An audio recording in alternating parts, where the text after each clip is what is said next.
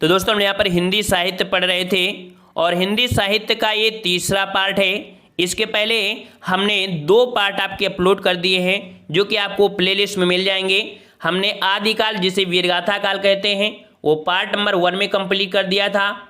दूसरा आपका पूर्व मध्यकाल था जिसे भक्ति काल कहते हैं, वो दूसरे पार्ट में कंप्लीट किया है। और ये तीसरा पार्ट है उत्तर मध्यकाल जिसे हम लोग रीत काल कहते हैं। और इससे जुड़े हुए जो भी पॉइंट है वो सभी हम लोगों को यहाँ पर देख लेना है। आपको किसी प्रकार की बुक की और आपको अदर वीडियो देखने की जरूरत भी नहीं पड़ेगी। तो चलते ही स्टार्ट करते हैं। अगर आपको पसंद आता है तो एक लाइक जरूर दीजिएगा और एक दोस्त को जरूर शेयर करिए। चलिए स्टार्ट करते हैं। और एक जरूरी आपको यहाँ पर पॉइंट यह बता दें कि रात 8:30 बजे डेली यहाँ पर आपको रात 8:30 बजे टेस्ट कराया जाता है हिंदी का, जहाँ पर आप बेहतर प्रदर्शन कर सकते हैं। यहाँ पर आप बेसिक पढ़िए और आप यहाँ पर टेस्ट रात 8:30 बजे दे सकते हैं बेहतरीन हिंदी की तैयारी। चलिए यहाँ पर आपका रीतकाल, तो याद रखिए रीतकाल को हम तीन भागों में वर्गीकरण करते हैं, जिसमें पहला आपका है रीत सिद्ध जो कि काव्यधारा है, जिसमें से आपके बिहारी जी आपके हैं। दूसरे आपके रीतबद्ध काव्यधारा चिंतामणि, केशवदास, मतीराम, सेनापति और देव आते हैं। ठीक है, जो आपके किस में, तो आपके रीतबद्ध में। ठीक है, रीतबद्ध में, क्योंकि क्वेश्चन आपको यहाँ से भी बन जाता है कि रीत सिद्ध के कौन है, रीतबद्ध के कौन है। उसी प्रकार से रीत मुक्त काव्यधारा में जो आपके हैं, तो रीत मुक्त यहाँ पर दिया है, आपको दिख रहा होगा। रीत मुक्त काव्यधारा में घनानंद, आलम, बोधा, ठाकुर आदि आते हैं जो कि रीत मुक्त में आते हैं। यहीं से क्वेश्चन आपको बहुत ज़्यादा बन जाते हैं, बस इतने से ही बनते हैं, है ना। और आगे पॉइंट में देखते हैं जो कि हर एक से जुड़े हुए पॉइंट यहाँ पर आपका कह सकते हैं, जो आपका कह सकते हैं जो हम लोग पढ़ रहे हैं ये आपका कौन सा है, तो उत्तर मध्यकाल है। याद रखिए यहाँ पर जो आपका है, ठीक है, ये आपका कौन सा है, उत्तर मध्यकाल है, जिसे हम लोग बोलते हैं रीतकाल। क्या बोलते हैं भाई, इसे रीतकाल कहते हैं। वो आपको दिख नहीं रहा होगा, इसे रीतकाल कहते हैं, जिसका समय होता है 1700 ईस्वी से 1900। ठीक है, ये कौन सा कितना समय है, तो 1700 ईस्वी से लेके 1900 ईस्वी तक का समय जो आपका है ये आपका कौन सा है, तो आपका उत्तर मध्यकाल, या इसे हम लोग रीतकाल के नाम से जानते हैं। चलिए इससे जुड़े हुए जितने भी पॉइंट है उसको समझेंगे। कह रहा है आपसे रीतकाल के अधिकांश कवि कैसे थे, तो दरबारी थे। क्वेश्चन आपसे पूछेगा कि रीतकाल के अधिकांश कवि कैसे थे, तो आपके कैसे थे भाई, तो आपके दरबारी थे, अर्थात ये राजाओं के आश्रय में उनके दरबार में अपनी कविता किया करते थे। ठीक है, रीतकाल के प्रमुख कवि देखा जाए तो आपके देखिए बिहारी जो आपके हैं किसके दरबार में, तो आपके याद रखिए कि जयपुर और आमेर के राजाओं के दरबार में ये अपने शोभायमान थे। ठीक है, कौन, आपके बिहारी। ठीक है, और आपके अगले हैं चिंतामणि, ये आपके नागपुर दरबार में रहते थे। केशवदास जो कि आपके ओरछा के राजा के दरबार में रहते थे। भूषण जो कि आपके पन्ना के राजा के दरबार में। वहीं पर भिखारी दास प्रतापगढ़ और अवध के यहाँ पर कह सकते थे। और आपके बोधा जो कि यहाँ पर कह सकते हैं ये भी आपके पन्ना, ठीक है, दरबार में रहते थे। और आपके कुलपति मिश्र जो कि आपके जयपुर में यहाँ पर कह सकते हैं शोभिमान थे। और आपके मतीराम जो कि बूंदी में। और आपके रघुनाथ जो कि आपके काशी में, काशी के राजा के दरबार में रहते थे। तो ये आपके कह सकते हैं कि सभी राजा के जगह दिए गए हैं और ये जो आपके हैं कह सकते हैं आपके लेखक हैं। क्लियर हो गया होगा, ये एक कॉपी में नोट करिएगा इसी प्रकार से। याद रखिए इनके नामकरण को लेकर विद्वान एक मत आपके नहीं है, कोई बोलता है हाँ, कोई बोलता है नहीं। ठीक है, चलिए अगले प्रश्न को आते हैं। प्रश्न आपसे अगला है कि रीतकाल का नामकरण किसने किया। याद रखिए सबसे महत्वपूर्ण आपका है कि रीतकाल का जो नामकरण है, ठीक है, यहाँ पर एक हेडिंग डालना है आपको, रीतकाल का नामकरण किसने किया है। ठीक है, दिख नहीं रहा होगा, चलिए तो यहाँ पर देखिए विद्वान आपके कौन है, तो रामचंद्र शुक्ल। याद रखिए रीतकाल रामचंद्र शुक्ल ने क्या कहा है, तो आपके रीतकाल का है। याद रखिएगा कि आपके उत्तर मध्यकाल को जो रीतकाल है, तो रीतकाल किसने कहा है, तो रामचंद्र शुक्ल ने कहा है। वहीं पर मिश्र बंधु ने रीतकाल का नाम क्या दिया है, तो इसे अलंकृत काल कहा है। ठीक है, मिश्र बंधु ने क्या कहा है, अलंकृत काल कहा है। और आपके विश्वनाथ प्रसाद मिश्र ने आपके रीतकाल को श्रृंगार काल की उपमा भी दिया है। ठीक है, और आपके रमाशंकर शुक्ल जिन्हें रसाल के नाम से जानते हैं, इन्होंने रीतकाल को कला काल भी कहा है। तो ये भी पॉइंट आपको पूरे के पूरे नोट करना है। कॉपी में इसी प्रकार से क्वेश्चन पूछेगा, नेट में ढूंढेंगे तो थोड़ा कंफ्यूज हो जाएंगे, लेकिन अगर एक जगह नोट कर लेंगे, ठीक है, तो 100% सफलता यहीं से मिल जाएगी। अगला प्रश्न आपसे पूछा गया है कि रीतकाल के प्रमुख कवि और उनकी रचनाएं।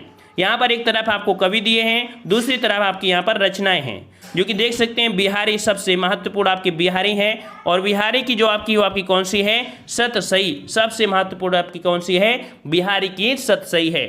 और अगला दिया गया है चिंतामणि। चिंतामणि की जो आपकी है वो आपकी कौन सी है, तो आपकी कवि कुल कल्पतरु और आपकी श्रृंगार मंजरी, छंद विचार और आपका ऋष विलास, ये आपकी चिंतामणि की आपकी रचनाएं हैं। और अगला पॉइंट आपका है कि मतीराम। मतीराम की जो आपकी है वो आपकी कौन सी है, तो ललित ललाम, ठीक है। मतीराम की जो आपकी रचना है वो आपकी ललित ललाम, रसराज, अलंकार पंचासिका। वहीं पर आपकी अगर बात करें भिखारी दास की, तो भिखारी दास की है काव्य निर्णय, श्रृंगार निर्णय। जसवंत सिंह की बहुत ही महत्वपूर्ण, याद रखिएगा, जसवंत सिंह की आपकी भाषा भूषण पूछी जाती है, तो भाषा भूषण, प्रबोध चंद्रोदय, अपरोक्ष सिद्धांत और आनंद विलास, ये आपकी जसवंत सिंह के हैं। भूषण की बात करते हैं तो भूषण की आपकी शिवराज भूषण, शिवा बावनी और छत्रसाल दशक, ये आपकी भूषण जी की आपकी है रचना। और अगले हैं पद्माकर जी की, तो पद्माकर जी की रचना आपकी है कौन सी, तो पद्माभरण और आपका जगत विनोद, गंगा लहरी और आपका प्रबोध पचासा, ये आपके पद्माकर जी की हैं। वहीं पर अगर बात करते हैं कि कुलपति मिश्र, तो कुलपति मिश्र की आपकी कौन सी है, तो आपकी रस रहस्य, संग्राम सार और आपका मुक्त तरंगड़ी, ये आपके किसके हैं, तो आपके कुलपति की हैं। अगला आपका दिया है केशवदास। तो केशवदास की जो कि बहुत ही महत्वपूर्ण आपकी है कौन सी, तो रामचंद्रिका, याद रखिए केशवदास की कौन सी है, तो रामचंद्रिका है। और विज्ञान गीता जो कि एक आध्यात्मिक ग्रंथ है, याद रखिए अगर क्वेश्चन ये पूछे कि केशव चंद्र की कौन सी आपकी रचना है जो आध्यात्मिक ग्रंथ है, तो आपकी रामचंद्रिका और विज्ञान गीता, ये आपकी कह सकते हैं आध्यात्मिक ग्रंथ हैं। वहीं पर आपकी कौन कौन सी, कविप्रिया, रसिक प्रिया, ठीक है, ये आपकी केशवदास की हैं। दूल्हा, ठीक है, ये भी आपके एक कह सकते हैं कवि हैं। इन्होंने कवि कुल कंठाभरण, कवि कुल कंठाभरण, ठीक है, और कह सकते हैं ये इन्होंने रचना किया है। और आपके दिया है बोधा।